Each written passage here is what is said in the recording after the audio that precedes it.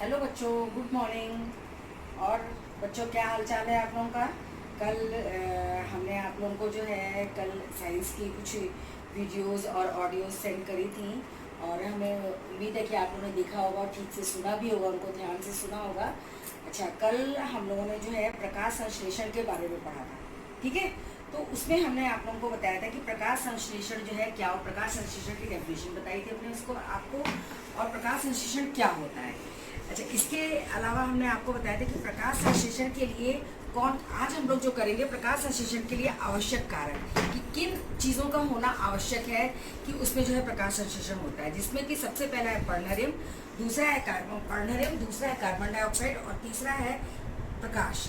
अच्छा, पर्णरिम के बारे में कल हमने आप लोगों को एक एक्सपेरिमेंट भी बताया था पर्णरिम के लिए कि कैसे हम लोग टेस्ट करेंगे कि पर्णरिम जो है वो सूर्य के ये प्रकाश संश्लेषण के लिए अति आवश्यक होता है। आज हम लोग करेंगे कार्बन डाइऑक्साइड के बारे में कि कार्बन डाइऑक्साइड जो है प्रकाश संश्लेषण के लिए आवश्यक है या नहीं, इसके बिना प्रकाश संश्लेषण क्रिया हो सकती है या नहीं, ये हम लोग जो है करेंगे। अच्छा, आप लोगों को कल हमने बताया था कि प्रकाश संश्लेषण की क्रिया में क्या होता है कि पौधा जो हरे पौधे होते हैं वो सूर्य के प्रकाश से जो है सूर्य के प्रकाश की उपस्थिति में और वायुमंडल की कार्बन डाइऑक्साइड लेते हैं और जो है ज़मीन से जो है क्या लेते हैं, जल लेते हैं। यहाँ से इनको क्या मिलता है, जल मिलता है, और वायुमंडल से क्या मिलता है, इनको कार्बन डाइऑक्साइड मिलती है, ठीक है। और सूर्य का प्रकाश, इस में ये सारी चीज़ें जब मिली होती है तो ये पर्णरिम की सहायता से क्या करते हैं, पौधे के लिए भोजन बनाते हैं, कार्बोहाइड्रेट के रूप में ये भोजन का निर्माण करते हैं। अच्छा, अब ये आता है कि कार्बन डाइऑक्साइड जो है पौधे के अंदर कैसे जाती है। तो इसमें क्या होता है कि हमने आपको बताया था कि प्रकाश संश्लेषण क्रिया केवल पौधे के हरे भाग में होती है, यानी जिनमें क्लोरोफिल होता है वहीं पे प्रकाश संश्लेषण की क्रिया होती है। तो पत्तियां जो होती हैं उनकी निचली सतह पे जो है बहुत छोटे छोटे से छिद्र होते हैं, जिन्हें कि हम लोग क्या कहते हैं, रंध्र कहते हैं। क्या कहते हैं उनको, रंध्र या स्टोमेटा। समझ में आया कि नहीं, रंध्र कहते हैं इनको। और ये रंध्र जो होते हैं इन्हीं के द्वारा जो है वायुमंडल की कार्बन डाइऑक्साइड जो है वो पौधे के अंदर प्रवेश करती है और प्रकाश संश्लेषण क्रिया के लिए वो उनको उपलब्ध होती है। इसके अलावा रंध्रों का मुख्य काम और क्या होता है कि जो आवश्यकता से अधिक पानी जो पौधे में चला जाता है वो इन्हीं छिद्रों के द्वारा जो है वाष्प बन करके वायुमंडल में मिल जाता है। अच्छा, अब हम आप लोगों को आज बताएंगे कि किस प्रकार से रंध्र जो है उनका स्ट्रक्चर कैसा होता है और रंध्र जो है कैसे खुलते हैं और कैसे बंद होते हैं, कैसे उनमें से कार्बन डाइऑक्साइड जो है प्रवेश करती है। तो सबसे पहले तो आप लोग देखिए रंध्र का स्ट्रक्चर कैसा होता है। ये रंध्र का स्ट्रक्चर जो हमने ड्रॉ किया है, ये रंध्र का स्ट्रक्चर है। इसमें जो है क्या होता है कि दो प्रकार की कोशिकाएं होती हैं, एक तो होती है द्वार कोशिका और दूसरी होती है सहायक कोशिका। ये जो द्वार कोशिका होती है, जो सेल के बीच के आकार की आपको बीच में कोशिका दिख रही है, इसको बोलते हैं द्वार कोशिका या गार्ड सेल्स। इसमें क्या होता है कि जो छोटे छोटे गोल गोल स्ट्रक्चर दिख रहे हैं, ये क्या है, क्लोरोप्लास्ट। इसमें जो द्वार कोशिकाएं होती हैं इनमें क्लोरोप्लास्ट पाया जाता है और एक केंद्रक होता है, और इसके चारों ओर जो होती है वो सहायक कोशिकाएं होती हैं। तो क्लोरोप्लास्ट मिलने का मतलब क्या है, कि होने का मतलब क्या है कि इसमें प्रकाश संश्लेषण की क्रिया होती है। तो दिन के समय में क्या होता है कि जब प्रकाश संश्लेषण सूर्य का प्रकाश सूर्य का प्रकाश जो है सूर्य निकलता है, तो सूर्य के प्रकाश की उपस्थिति में जल और कार्बन डाइऑक्साइड की सहायता से क्या होता है, क्लोरोफिल से पौधे जो है अपना भोजन का निर्माण करते हैं। तो इसके लिए ऊर्जा उन्होंने किससे ली, सूर्य से ऊर्जा ली, ठीक है। तो इसमें क्या हुआ, जो भोजन बना वो किस फॉर्म में बना, कार्बोहाइड्रेट के फॉर्म में बना। तो इसमें जो गार्ड सेल्स होती है या द्वार कोशिकाएं होती है, इसमें भोजन बन जाता है।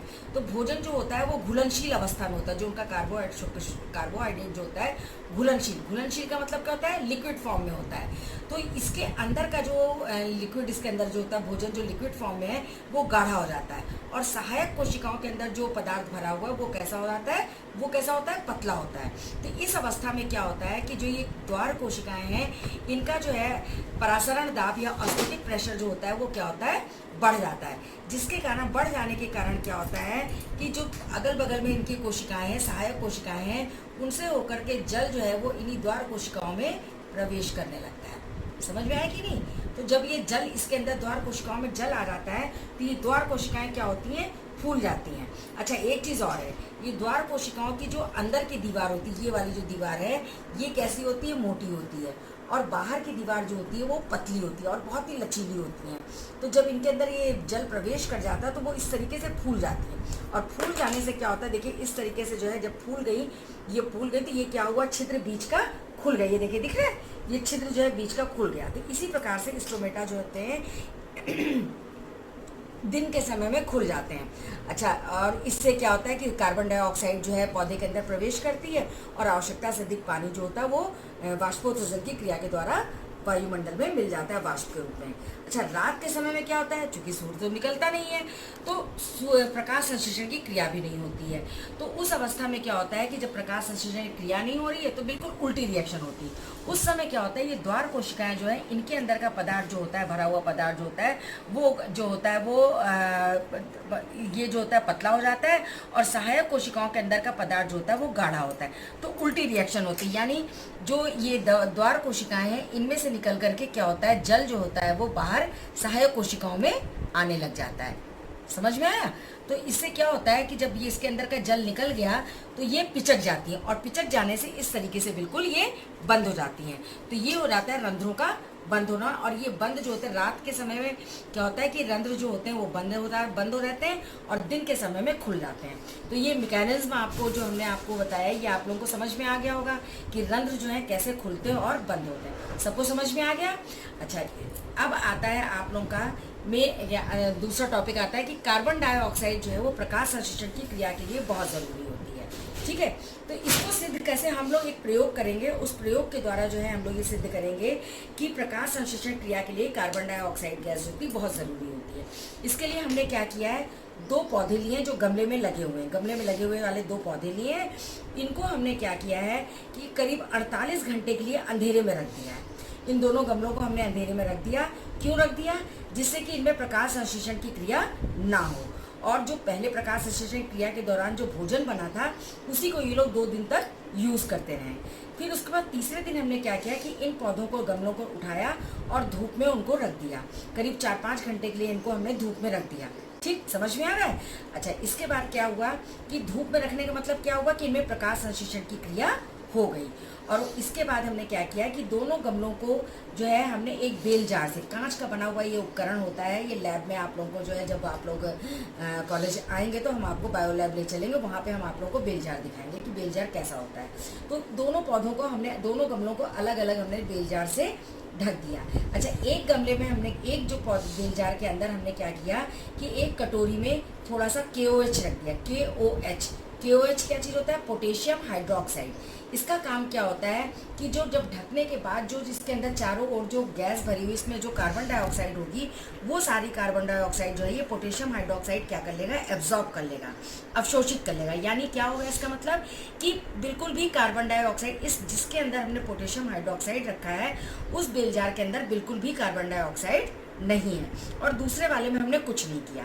अच्छा, नीचे से भी हमने दोनों तरफ से इनको, दोनों गमलों को नीचे से बिल्कुल ग्रीस वगैरह लगा करके हमने एकदम सील कर दिया कि कहीं से भी इसके अंदर गैस जो है अंदर ना जा सके।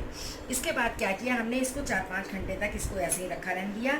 फिर अगर शाम के समय में हमने क्या किया कि ये बेल जार को खोल, दोनों के बेल जार हमने खोल दिए। अब इसमें हमको ये टेस्ट करना है कि किस गमले में प्रकाश संश्लेषण की क्रिया हुई, किस पौधे में, और किस पौधे में जो है प्रकाश संश्लेषण की क्रिया नहीं हुई। तो हमने क्या किया कि पहले जो है दोनों पौधों की पत्तियां हमने तोड़ी, अलग अलग तोड़ करके उनको, और उनको जो है अल्कोहल में उबाल करके उनको क्या कर दिया, बिल्कुल अल्कोहल से उबाल देने से क्लोरोफिल उनके अंदर का बिल्कुल ख़त्म हो गया। वो दोनों पत्तियां एक जैसी बिल्कुल सफ़ेद सफ़ेद हो गई। उसके बाद हमने क्या किया, दोनों पत्तियों को रखा और उनके ऊपर हमने आयोडीन टेस्ट किया। हमने अभी आपको जब पर्नहरिम की आवश्यकता बताई थी उसमें भी हमने बताया था कि आयोडीन का इस्तेमाल हम लोग किस लिए करते हैं, क्या टेस्ट करने के लिए करते हैं कि मंड का निर्माण हुआ या नहीं हुआ। अब दोनों पत्तियों में हम लोगों ने आयोडीन डाला तो हम क्या देखते हैं कि जिस पौधे में हमने पोटेशियम हाइड्रोक्साइड रखा था, यानी कार्बन डाइऑक्साइड इसके अंदर बिल्कुल नहीं थी, उस पौधे की पत्ती में कोई भी फर्क नहीं पड़ा। वो पत्ती वैसे की वैसे रंगहीन बनी रही, सफ़ेद बनी रही, उसमें कोई भी कलर चेंजेस नहीं नहीं हुआ। लेकिन दूसरे वाले पौधे की पत्ती क्या हुई, जब हमने उसमें आयोडीन डाला तो वो ब्लू कलर की हो गई। इसका मतलब क्या हुआ कि जो दूसरा वाला पौधा था जिसको बेलजार, जिसमें हमने KOH नहीं रखा था, उसमें जो थी पहले से जो कार्बन डाइऑक्साइड मौजूद थी, उसके कारण क्या हुआ कि इसमें क्या हुआ, प्रकाश संश्लेषण की क्रिया हुई और भोजन का निर्माण उसमें हुआ। समझ में आया कि नहीं? और इस तरीके से हमने ये चेक किया कि हम कह सकते हैं कि प्रकाश संश्लेषण की क्रिया के लिए कार्बन डाइऑक्साइड अति आवश्यक गैस है। सबको समझ में आ गया?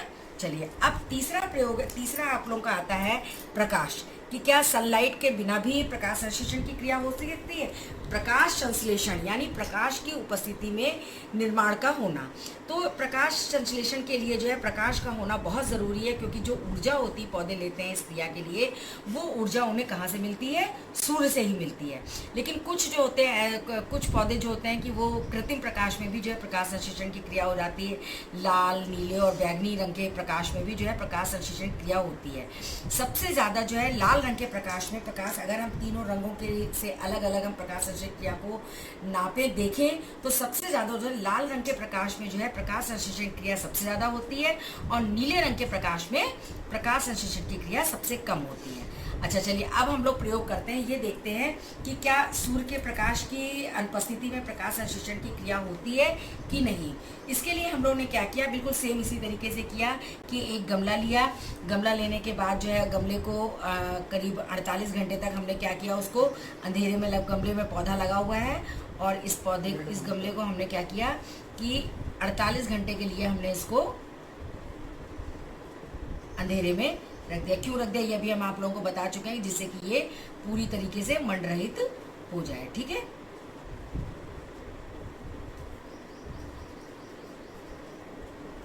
अच्छा, इसके बाद जो है 48 घंटे बाद हमने इस गमले को बाहर निकाला, और बाहर निकालने के बाद इसको धूप में रख दिया।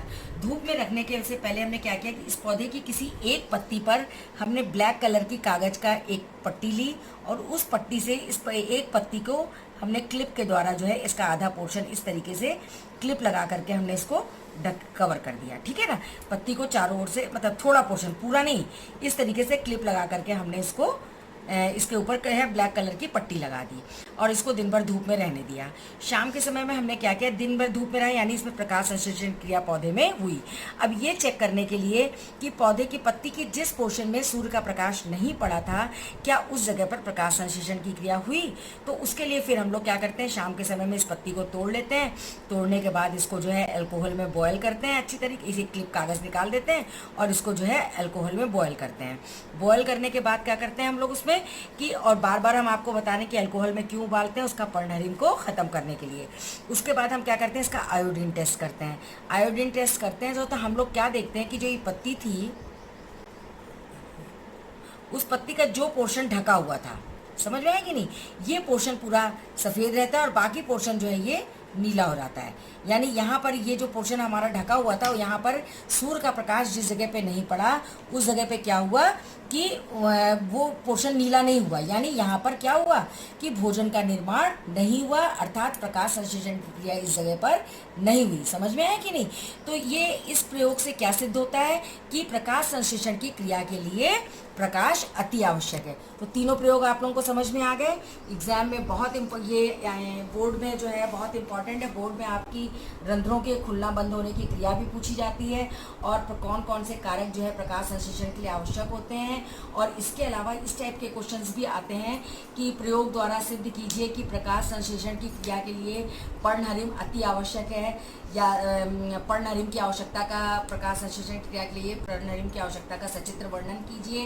कार्बन डाइऑक्साइड की आवश्यकता के लिए भी प्रयोग पूछा जाता है, और प्रकाश की आवश्यकता के लिए भी प्रयोग पूछा जाता है। ठीक है, तो ये बहुत अच्छे से समझ में आप लोगों को आ गया है। आप लोग अपनी किताब से जो आप लोगों ने डाउनलोड करी उससे भी रीडिंग कर लीजिएगा। अभी हमने समझाया आपको, ये अच्छे समझ में आ गया। ये डायग्राम वगैरह जो है आप अपनी कॉपी में नोट कर लीजिएगा।